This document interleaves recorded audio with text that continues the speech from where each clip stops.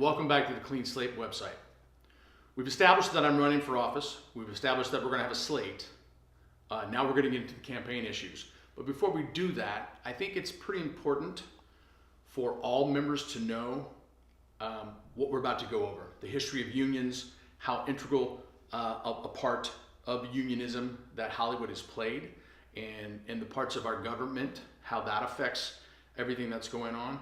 This is not a political campaign, and we will not be talking politics after this video. The only reason we mention politics now is because it's part of how unions were developed and the history of unions and the history of labor in America. This might be rudimentary or beginners type information for most members, but we do have a lot of new members, and I don't think the younger members, the newer members, understand how important our history is and union history. So that's why we're going to start here. I think we all need to understand this because I feel personally that an educated membership is a powerful tool in labor negotiations and in unionism in general. So what we'll start off with is there's a timeline here. Timeline explains where we started, the obviously major events, and I'll explain all the notes and whatnot as we go through. First strike, 1886, actually was a Southwestern Railroad strike, and there was Knights of Labor. They went on strike. The government came in. They squashed the strike, and there was very little confidence in labor at that point, and union membership fell over 90% in a very short time, about a year and a half or 2 years.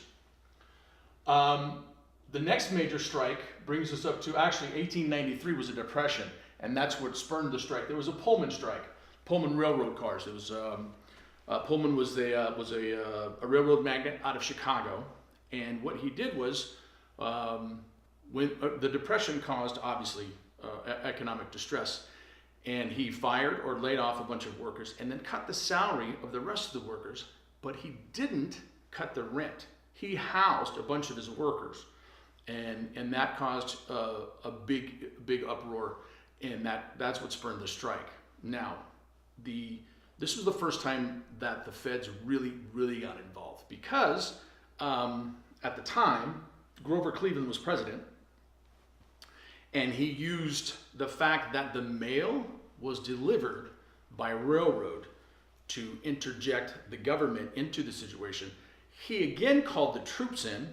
The president called the troops in to come in, and in this strike right here, this was the first major modern loss of life. There were 30 people that died and 19 were injured in the Pullman strike.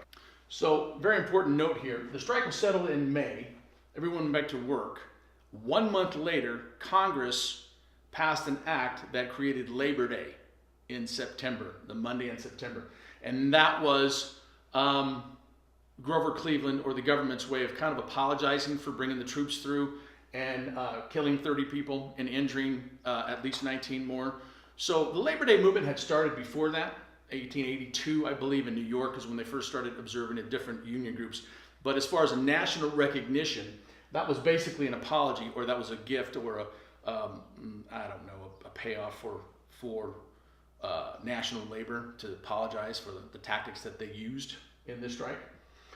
Didn't really change anything because then about 3 years later, there was what's referred to as the Latimer Massacre. It was a mining strike, and the local sheriff's department went in and they killed 19 miners in that strike. What I'm saying is that I think the younger people, when I say the younger people don't know what's going on or aren't really invested in what's involved in being a union, people died right up to the 40s, okay? People were injured in 45, right here at Warner Brothers, but people died during the labor movement up until we get to a certain point, and everybody needs to understand just what's at stake and how long that this battle, I mean, you have to go back to the beginning of time. Serfs, slaves, I mean, it's all the same thing, doing the work that people that don't want to work or can't work, or the owners or capitalists can't do or won't do it. It's as old as the Hatfields and McCoys, or even older. Since the beginning of the time, we've been dealing with this. The labor issue just didn't come up in the last 20 years, and the unions weren't a problem just in your lifetime. It's been an issue for quite a long time.